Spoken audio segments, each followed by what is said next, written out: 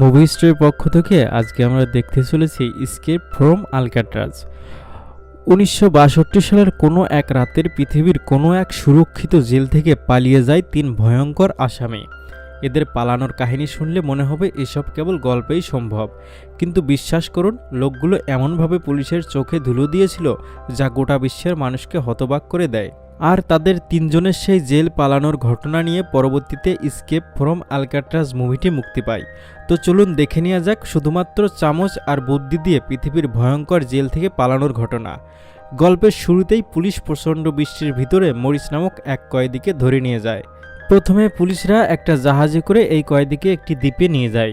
এই জাহাজ থেকে নামতেই তাকে একটা গাড়িতে করে আলকাট্রাজ নামক এক জেলে নিয়ে যাওয়া হয়। এই দ্বীপে শুধুমাত্র এই জেলটা ছাড়া আর কিছুই নেই। আমেরিকার সব নামি দামি দাগি আসামিদের এই জেলে রাখা হয়। মরিস দেখতে পায় এই জেলের সিকিউরিটি অনেক শক্ত, তাই এখান থেকে কেউই পালিয়ে যেতে পারবে না। মূলত এই মরিস অসংখ্যবার জেল থেকে পালিয়েছে, তাই সে যাতে আর পালাতে না পারে তাই তাকে এই জেলে রাখা হয়েছে। মরিসকে খুব ভালোভাবে চেক করে জেলের ভিতরে নিয়ে যাওয়া হয়, আর সেখানেই একজন গার্ড তাকে স্বাগত জানায়। পরের দিন সকালে একটা বেল বাজতে সকল ছেলের দরজা অটোমেটিক খুলে যায়। একজনের জন্য একটা মাত্র সেল। গার্ড সবাইকে সেল থেকে বের হয়ে আসতে বলে। প্রত্যেক কয়েদির একই রকমের পোশাক। সকালে সবাইকে লাইন দিয়ে নাস্তা খেতে হয়। সবাইকে এখানকার নিয়ম মেনে চলতে হয়। মরিস লিটমাস নামের এক কয়েদির সামনে খাবার খেতে বসে। তখন মরিস বলে, আমাকে সস দেওয়া হয়নি, এখন আমি নুডলস কি করে খাবো? লিটমাস বলে, তুমি জেলে এসেছো নাকি শ্বশুরবাড়ি যে তোমাকে জামাই আদর করবে? লিটমাস মরিসের কাছে কিছু খাবার চাই। মরিস কিছু খাবার দিলে লিটমাস সেগুলো তার পোষা ইঁদুরকে খাওয়ায়। যেখানে উল্ফ নামক এক কয়েদি সেখানে বসে খাবার খাচ্ছিল, সে মরিসকে রাগানোর চেষ্টা করে। এর নামে অনেকগুলো ধর্ষণের মামলা আছে। উল্ফ সবসময় মরিসের পিছনে লেগে থাকে। রাত হলে গার্ড মরিসকে অফিসারের কাছে নিয়ে আসে। তখন অফিসার তাকে জেলের সকল নিয়মকানুন সম্পর্কে বলে দেয়।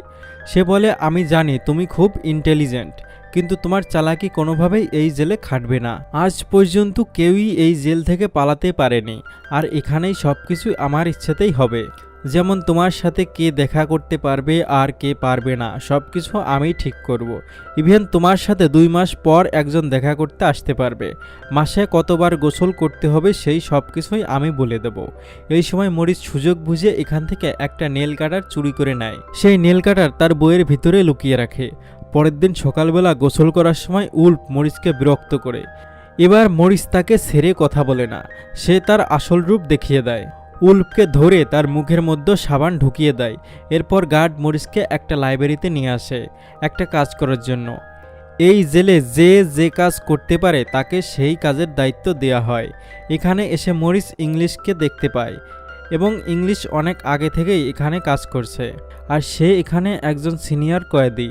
আজ সকালেই গোসলখানায় তার সাথে যে মারামারি হয়েছে সে এই খবরটাও জানতো। অর্থাৎ ইংলিশ এই জেলের কোথায় কি হচ্ছে সবই জানে। মরিস তাকে জিজ্ঞেস করে, আপনার কিসের জন্য জেল হয়েছে? তখন ইংলিশ বলে, আমেরিকায় বর্ণবাদ বেড়ে গিয়েছিল, আমি তাদের ভিতর 2 জনকে খুন করেছিলাম, তার জন্যই তাকে সারা জীবনের জন্য জেল হয়। ইংলিশ মরিসকে কিছু বই দেয়। এই বইগুলো প্রত্যেক কয়েদির কাছে পৌঁছে দিতে হবে। এই জেলের আবার কিছু সুবিধাও আছে। তাদের বিনোদনের জন্য বইও পড়তে দেওয়া হয়, আর খেলাধুলার জন্য ছাদে খেলার ব্যবস্থাও দেওয়া হয়েছে। যার যেটা ভালো লাগে ফ্রি টাইমে সে সেটাই করতে পারে। এরপর মরিস ছাদে আসলে ডগকে দেখতে পায়। ডগ সে তার নিজের ছবি আঁকছিল। এখানে সে অনেক বছর ধরে বন্দি আছে। তার ছবিতে আঁকা ফুল দেখে জিজ্ঞেস করে, ছবির সাথে ফুল দেওয়া আছে, বাস্তবে তো তোমার কানে ফুল নেই, এমন ছবি এঁকেছো কেন? ডগ বলে, এই ফুলের অর্থ হলো সুখ, যেটা আমার ছবিটাই আছে কিন্তু আমার মনে নেই। এরপর মরিস ইংলিশের কাছে গিয়ে বসে আর মজা করে বলে, আচ্ছা তুমি কখনোই এই জেল থেকে পালানোর চেষ্টা করোনি? আমি যদি এখান থেকে পালাতে চাই তুমি কি আমাকে সাহায্য করবে? তার কথা শুনে ইংলিশ বলে, এটা আমাদের জন্য শুধুমাত্র একটা জেল নয়, এটা কবরের মতো। এখান থেকে পালানোর কথা কল্পনা করাও ভুল, কারণ এখান থেকে পালিয়ে তুমি কোথায় যাবে? এখান থেকে বেরিয়ে এই যে সমুদ্রের ঠান্ডা অথই পানিতে তুমি বেশিক্ষণ টিকতে পারবে না। সাথে সমুদ্রের হিংস্র প্রাণীও আছে, আর এখানকার গার্ডরা অনেক ভয়ানক। 2 ঘন্টা পর পর হাজিরা নেয়। কিছু বছর আগে 2 জন কয়েদি পালানোর চেষ্টা করেছিল, তার কারণে গার্ডরা তাকে গুলি করে মেরে ফেলেছে। তাই অন্তত বেঁচে থাকতে হলে পালানোর চিন্তা বাদ দাও। রাতের বেলা গার্ড এসে তার পরের দিনের কাজ বুঝিয়ে দিয়ে যায়। পরের দিন মরিস লিটমাসকে বলে, আচ্ছা এখান থেকে কি করে পালানো যায়। লিটমাস মজা করে বলে, আরে এটা হচ্ছে একদম সিম্পল। তুমি তোমার সেলে থাকা ভেন্টিলেশন ভেঙে জেলের ছাদে চলে যাবে, সেখান থেকে গার্ডের কাছ থেকে চাবি নিয়ে টুক করে পালিয়ে যাবে। লিটমাস এমন মজা করে সেখান থেকে চলে যায়। এমন সময় উল্ফ পিছন থেকে তার উপর হামলা করতে আসলে ডগ তাকে সতর্ক করে দেয়। সাথে সাথে সেখানে উল্ফ এসে তার উপর হামলা শুরু করে, আর এই তুমুল লড়াই করা ছাড়াতে গিয়ে একজন গার্ডও আহত হয়। উপর থেকে আরও একজন গার্ড এই সমস্ত কিছু দেখতে পেয়ে তাদের উপরে গুলি ছুটতে থাকে। ঘটনা গুরুতর আকারে খারাপ হয়ে যায়। এরপর তাদের দুজনকে ধরে ডি ব্লকে নিয়ে আসা হয়। সেখানে বন্দীদেরকে আটকে রেখে শাস্তি দেওয়া হয়। আর এটা এমন একটা সেল যেখানে ঘুটঘুটে অন্ধকার এবং কোনো প্রকার সূর্যের আলো এই রুমের ভিতরে প্রকাশ করতে পারে না। সেলে ঢোকার আগেই উল্ফ মরিসকে হুমকি দিয়ে বলে, তোমার মৃত্যু আমার হাত থেকে কেউ ঠেকাতে পারবে না। সারা রাত জেলের ভিতরে মরিসের উপরে অমানবিক অত্যাচার করা হয়। পরদিন তাকে আবারও পুরনো সেলে ফিরিয়ে আনা হয়। লিটমাস মরিসকে তার পোষা ইঁদুরের গায়ে এক টুকরো কাগজে চিরকুট লিখে স্বাগত জানায়। কিছুদিন পর চার্লি নামের এক নতুন কয়েদিকে পাশের সেলে রাখা হয়। মরিস আর চার্লির ভিতরে ভালো একটা সম্পর্ক তৈরি হয়। মরিস চার্লিকে সবার সাথে পরিচয় করিয়ে দেয়। একদিন অফিসার তাদের সাথে দেখা করতে আসলে ডকের ঘরে অনেক পেন্টিং দেখে রেগে যায়। সেখানে ওই অফিসারেরও পেন্টিং ছিল যেটা ডক এঁকেছিল। অফিসার গার্ডদের নির্দেশ দিয়ে বলে যে আজ থেকে ডকের পেন্টিং করা যাবতীয় সব কিছু নিয়ে নেবে, কারণ ডক পেন্টিং বেশি করছে আর তার কাজ কম করছে। এদিকে ডকের জীবনে পেন্টিং ছাড়া আর কোনো কিছুই ছিল না। সে শুধুমাত্র এই পেন্টিংয়ের মাধ্যমে নিজেকে বাঁচিয়ে রাখত। সে পুরোপুরি ভেঙে পড়ে। তার চোখে মুখে রাগও ফুটে উঠছিল। মরিস গার্ডদেরকে বলে ডকের উপর নজর রাখতে, কারণ সে হয়তো কোনো কিছু ভুল করে ফেলতে পারে। গার্ডরা তখন বলে এত কিছু ভাবতে হবে না। মরিসকে তার কাজে পাঠিয়ে দেয়। এরপর কাজে গিয়ে কুড়াল নিয়ে ডক এক কোপে তার হাতের 3টি আঙ্গুল কেটে ফেলে। সে বলে যে আঙ্গুল দিয়ে আমি পেন্টিংই করতে পারি না, সে আঙ্গুল থাকার চেয়ে না থাকাই ভালো। সেখানে থাকা সবাই অনেক ভয় পেয়ে যায়। কিছুক্ষণ পরে মরিস গিয়ে দেখে ডকের পকেটে সেই ফুলটা রয়েছে, যেই ফুলটা সে তার পেন্টিংয়ে এঁকেছিল। মরিস বুঝতে পারে এই ফুলটার মতো এখানকার মানুষগুলো তার সুখ কেড়ে নিয়েছে। এরপর মরিস ডকের কাটা আঙ্গুল 3টি বক্সে তুলে গার্ডকে দিয়ে বলে, যাও তোমার অফিসারকে দিয়ে দাও, সে দেখে ভীষণ খুশি হবে। এরপর মরিস তার ছেলে এসে দেখে একটা তেলাপোকা ভেন্টিলেশন বেয়ে বাইরে চলে যাচ্ছে। এটা দেখে সে চিন্তা করে এখান থেকে হয়তো যাওয়ার কোনো রাস্তা আছে। পরের দিন সকালে নাস্তা করার সময় এক টেবিলে খেতে বসলে সেখানে 2জন নতুন কয়েদি দেখতে পায়। এই নতুন 2জন কয়েদির নাম জন ও ক্লাসের। তারা মরিসকে জিজ্ঞাসা করে, কেমন আছো? মূলত এই 2জন আগে একসময় মরিসের সাথে একই জেলে ছিল, যার কারণে তারা পূর্ব পরিচিত। আর তারপর তারা 3জন মিলে বেশ গল্প করতে থাকে। এদিকে চার্লির বান্ধবী তার সাথে দেখা করতে আসে, আর ইংলিশের মেয়ে আসে তার সাথে দেখা করতে। চার্লির বান্ধবী তাকে বলে, তোমার মা অনেক অসুস্থ, ডক্টর বলেছে হয়তো আর বেশি দিন বাঁচবে না, 2 মাসের মতো সময় আছে তার হাতে। এমন সময় প্রহরীরা এসে বলে, তোমাদের সময় শেষ, এখান থেকে এখন যেতে পারো। তারপর চার্লি অনেক টেনশন করে। সাথে এসে মরিসকে বলে, তোমরা যদি এখান থেকে পালাতে চাও তাহলে তোমাদের সাথে আমাকে সামিল করো। আমার মা বেশি ভালো নেই, আমি মায়ের শেষ দিনগুলোতে তার পাশে থাকতে চাই। পরের দিন তার খাবার খাওয়ার সময় সবাই মিলে একটা মিটিং করে। মরিস তাদেরকে বলে, প্রত্যেকের ছেলে একটা করে ভেন্টিলেশন আছে, যেটা দিয়ে সরাসরি ছাদে যাওয়া সম্ভব। যেহেতু এই জায়গাটা সমুদ্রের পাশে, সেহেতু ভেন্টিলেশনের রডগুলো নোনা ধরে নরম হয়ে গেছে, খুব সহজেই সেগুলো ভেঙে ফেলা সম্ভব। আমার কাছে একটা নেল কাটার আছে, আমি সেটা দিয়ে ভেন্টিলেশন ভাঙার চেষ্টা করেছি। যদি আমরা ভেন্টিলেশনটা ভেঙে ফেলতে পারি তাহলে ছাদে গিয়ে পর্যবেক্ষণ করে বুঝতে পারবো কোন রাস্তা দিয়ে পালানো সম্ভব। তারপর সুষ্ঠুভাবে প্ল্যান করে এখান থেকে একে একে পালিয়ে যাব। তখন জন বলে, সবই বুঝলাম, কিন্তু ভাঙার পরে সেটা আবার জোড়া লাগাবো কি করে?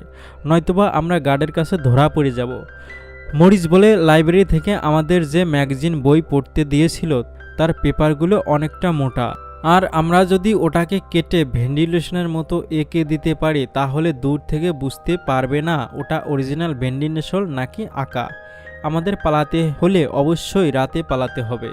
সবসময় আমাদের পুরো রাতটাকে কাজে লাগাতে হবে। জন বলে, যখন গার্ডরা পাহারা দেবে তখন যদি আমাদের ছেলে দেখতে না পায় তাহলে তারা আমাদের খোঁজাখুঁজি করতে শুরু করে দেবে। মরিস বলে, তারও প্ল্যান আছে। আমরা সবাই আমাদের মতো দেখতে একটা করে পুতুল বানাবো। বইয়ের কাগজ দিয়ে মাথা বানিয়ে সেটার স্কিন কালারের রং দিয়ে আমাদের মুখ আঁকতে হবে। মরিস জনকে বলে, তুমি যেহেতু জেলে সেলুনের কাজ করো, শুধু তুমি সেখান থেকে কিছু নকল চুল নিয়ে আসবে, যাতে আমরা পুতুলটিতে লাগিয়ে দিয়ে সত্যি মানুষের মতো বানিয়ে ফেলতে পারি। পালানোর দিন রাতে এই পুতুলগুলো আমরা আমাদের বেডে শুইয়ে রেখে গায়ে কাঁথা দিয়ে আমাদেরকে চুপি চুপি পালিয়ে যেতে হবে। তারপর মরিস ক্লারেসকে বলে, তুমি যেহেতু টেইলারের কাজ করো, তুমি আমাদের জন্য রেইনকোটের ব্যবস্থা করবে।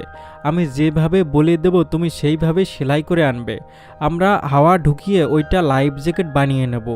এই লাইফ জ্যাকেট দিয়েই আমরা পানিতে ডুবে যাব না, আর যতই ঠান্ডা হোক আমাদের তেমন ক্ষতি হবে না। এই সমুদ্র পাড়ি দিয়ে যে শহরটা আছে সেটা হলো ফিসাকা। আমরা প্রথমেই সেখানে যাব, কারণ আমাদের না পেয়ে সবাই খোঁজাখুঁজি করবে ওই শহরটাতে।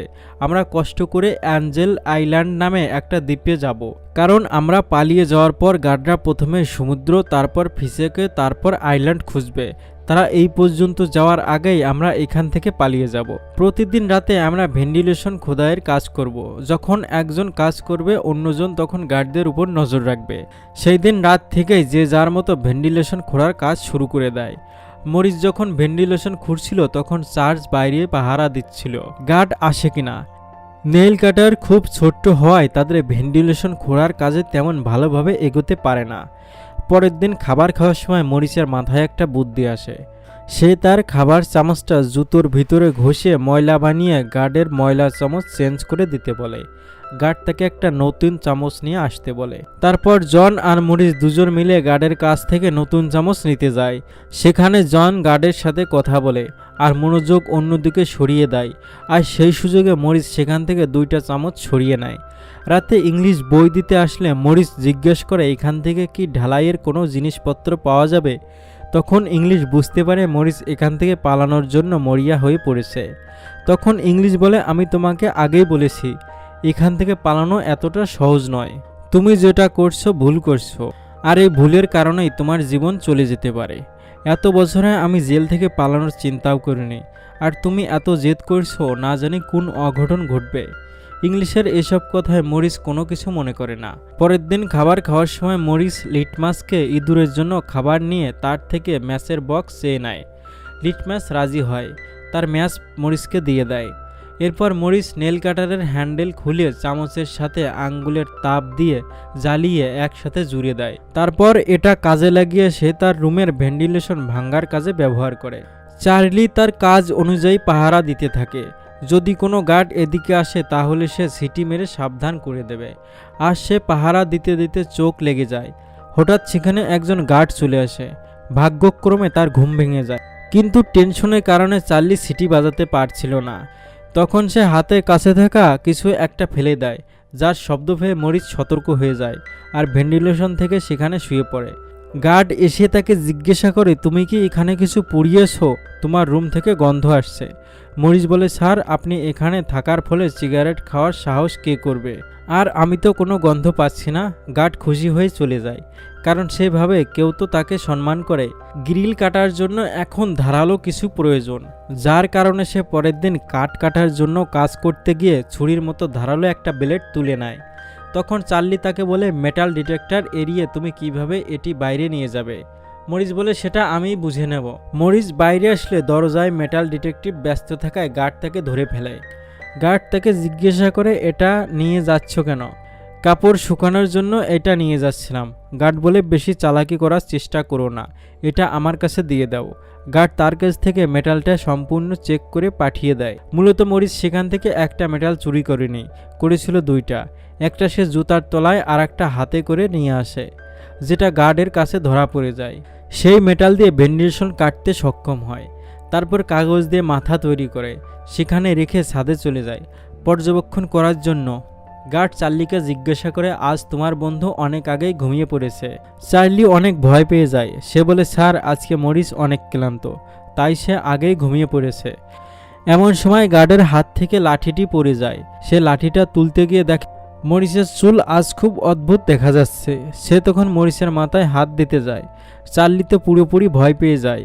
আজ বুঝি মরিস ধরা পড়ে গেল। তাদের প্ল্যান হয়তো এখানেই শেষ, চিরদিনের মতো বন্দি হয়ে থাকা লাগবে। মরিস বলে, স্যার কি হয়েছে, আজকে আমার চুল বেশি ভালো লাগছে। মূলত শেষ মুহূর্তে এসে মরিস তার জায়গায় শুয়ে পড়ে। এটা দেখে চার্লি একটু স্বস্তির নিঃশ্বাস ফেলে। পরের দিন খাবার টেবিলে এসে মরিস বলে, ছাদের উপরে যে গ্রিলটা আছে সেটা অনেক উঁচু, সেখানে পৌঁছাতে হলে অন্য করার সাহায্য প্রয়োজন। জন বলে, আমার ভেন্টিলেশন আমি কেটে ফেলেছি, আজকে ছাদে গিয়ে দুজন মিলে গ্রিলটা কেটে ফেলবো। তো যাই হোক, তাদের কথা মতো রাতে দুইজন অবাক হয়ে যায়, কারণ সে গ্রিলটা খোলার কোনো উপায় নেই। একটাই মাত্র পথ খোলা, সেটা হলো গ্রিলটাকে কেটে ফেলা। পরের দিন তারা যখন মিউজিক রুমে গিয়ে তাদের পছন্দ মতো বাদ্যযন্ত্র বাজাচ্ছিল, তখন সেখানে মরিস ছোট্ট একটা ফ্যান দেখতে পেয়ে তাদের বক্সের ভিতরে পুড়ে নেয়। ভাগ্যচক্রে এবারও সে বেঁচে যায়, কারণ মরিস বেরিয়ে আসার পর গার্ড বাকি সবাইকে চেক করতে শুরু করে। তারপরে ফ্যানের সাহায্যে তারা গ্রিল কাটতে সক্ষম হয়। এরপর তারা সিনেমা দেখার সময় মিটিং করে। মরিস জিজ্ঞেস করে রেইনকোটের কী অবস্থা। ব্যবস্থা হয়ে গেছে, এখন শুধু পালানোর অপেক্ষা। পরের দিন সকালে খাবার টেবিলে অফিসার এসে ডকের ফুল নষ্ট করে ফেলে, কারণ ডক মারা গিয়েছে। এটা দেখে এখানকার সবাই রেগে যায়। লিটম্যাস বলে ওঠে, তুমি কেন ফুলটা নষ্ট করলে? অধিক উত্তেজিত হওয়ার কারণে লিটম্যাস সেখানে হার্ট অ্যাটাক করে পড়ে যায়। সবাই তাকে তুলতে গেলে অফিসার লে বলে, তোমরা অল্পতেই কেন দুর্বল হয়ে যাও, সে মাটিতে পড়ে গেছে, মারা যায়নি। সেই রাতেই তারা এখান থেকে পালিয়ে যাওয়ার সিদ্ধান্ত নেয়। তারপর রাতের বেলা ইংলিশ ম্যাগাজিন দিতে আসলে মরিস হাত মিলিয়ে বলে, তোমার সাথে শেষবার হাত মিলাচ্ছে। এটা শুনে মরিস বুঝে যায় সে কোনো না কোনো একটা প্ল্যান বানাচ্ছে। আর গার্ড হঠাৎ করে মরিসের রুমে চেক করার জন্য আসে। এটা দেখে মরিস মনে মনে অনেক ভয় পেয়ে যায়, আজকেই বুঝি সে ধরা পড়ে যাবে। কিন্তু সে আগে থেকেই আভাস পেয়ে সব কিছু সে সুন্দর করে গুছিয়ে রাখে, যে কারোরই বোঝার উপায় নেই। সে ভেন্টিলেশন কেটে কাগজ দিয়ে সেটি সেট করে রাখা হয়েছে। গার্ড অফিসারকে বলে, আমার তোমাকে সন্দেহ হয়, কারণ মরিস আর চার্লি সারা রাত কী যেন গল্প করে। অফিসার্স বলে, পরের দিন ওদের দুজনের সেল চেঞ্জ করে দিও, তাহলে একসাথে থাকা হবে না আর গল্পও হবে না। সকালবেলা তারা খেতে বসলে উল্ফ এসে মরিসকে তার উপর চোখ রাঙিয়ে বলে, আজ রাতেই হবে তোমার এখানে শেষ রাত। মরিস মনে মনে ভাবে আর বলে, আসলেই আজ রাত হবে আমার এখানে শেষ রাত। দুপুরবেলা তারা একসাথে গেলে উল্ফ হামলা করতে আসলে ইংলিশ তাকে বাঁচিয়ে নেয়। ইংলিশ মনে মনে চাইতে মরিস কোনো না কোনোভাবে সফল হোক। তো যাই হোক, রাত হলে তাদের পালিয়ে যাওয়ার সময় হয়ে যায়। শেষ মুহূর্তে চার্লি অনেক ভয় পায়, যার কারণে সে জেল ছেড়ে পালাতে চায় না। অন্যদিকে তারা তিনজন ছাদে চলে আসে। ছাদে গার্ড স্পট লাইট দিয়ে চেক করার সময় তারা সেখানে শুয়ে পড়ে, যেন গার্ড তাদেরকে দেখতে না পারে। এভাবেই তারা ধীরে ধীরে বিল্ডিংয়ের শেষ প্রান্তে চলে আসে। এদিকে চার্লি তার রুম থেকে বের হওয়ার সিদ্ধান্ত নেয়, কিন্তু ততক্ষণে অনেক দেরি হয়ে গিয়েছিল। সে কি করে ছাদের ওখানে একা একা গ্রিল টপকাবে। অন্যদিকে বাকি তিনজন ছাদ থেকে নিচে চলে আসে।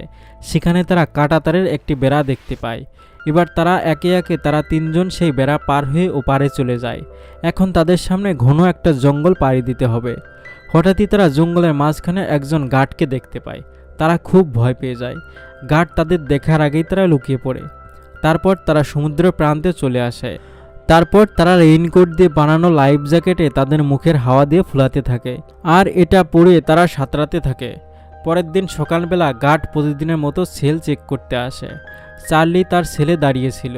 সে যদি একটি সাহস করত, তাহলে সে বাকি তিনজনের মতো আজকে এখান থেকে পালিয়ে যেতে পারত। ওদিকে গার্ড চার্লিকে জিজ্ঞেস করে, তোমার বন্ধু মরিস এখনও ঘুমিয়ে আছে কেন? কিন্তু মরিস আর ওঠে না। এটা দেখে গার্ডের অনেক রাগ হয়ে যায়, আর সেল খুলে সে তার মাথায় জোরে একটা আঘাত করে। তখন পুতুলের মাথা ছিটকে পড়ে যায়, আর গার্ড তখন বুঝতে পারে এটা নিশ্চয়ই মরিস বানিয়েছে। সে এখান থেকে দ্রুত এমার্জেন্সি বেল বাজিয়ে দেয়, আর চারিপাশে তাদেরকে খুঁজতে বেরিয়ে পড়ে। অফিসার মনে করে তারা এখান থেকে পালিয়ে পানির ভিতরে মরে পড়ে থাকবে, কারণ পানি যে পরিমাণে ঠান্ডা তাতে কেউই বাঁচতে পারবে না। অফিসার বলে, তারা যখন পালাচ্ছিল তোমরা কি করছিলে? ঘুমিয়েছিলে?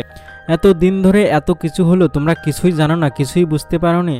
তখন অফিসার পাথরের উপর ডগের সেই ফুলটা দেখতে পায়, অর্থাৎ তাকে একটা ক্লু দিয়ে যায়। গার্ডরা অনেক খোঁজাখুঁজি করার পরেও কোথাও তাদেরকে খুঁজে পায় না, এমনকি তাদের লাশও খুঁজে পায় না। অফিসার তার চাকরি হারানোর ভয়ে মিথ্যা রিপোর্ট করে। সে বলে এই পানিতে তারা 3 জন মারা গিয়েছে, কারণ হেড অফিস থেকে এখানে লাশ দেখতে আসবে না। আর এইভাবেই এই অসাধারণ মুভিটা শেষ হয়ে যায়। এবার চলুন এই গল্পের সাথে জড়িত কিছু ইতিহাস জেনে নেওয়া যাক। এই 3 জন পালিয়ে যাওয়ার 1 বছরের মধ্যেই এই আলকাতরাজ জেলটি বন্ধ করে দেওয়া হয়। তাছাড়া যেসব জিনিসপত্র ব্যবহার করে তারা পালিয়েছিল সেগুলো খুব যত্ন করে রেখে দেওয়া হয়। সেই জেলখানা এখন একটি জাদুঘর হিসেবে রয়েছে। বন্ধুরা, গল্পটি ভালো লাগলে চ্যানেলটিকে সাবস্ক্রাইব করুন। আপনার করা লাইক, কমেন্ট, সাবস্ক্রাইব আমাকে পরবর্তী ভিডিও বানাতে উৎসাহিত করে।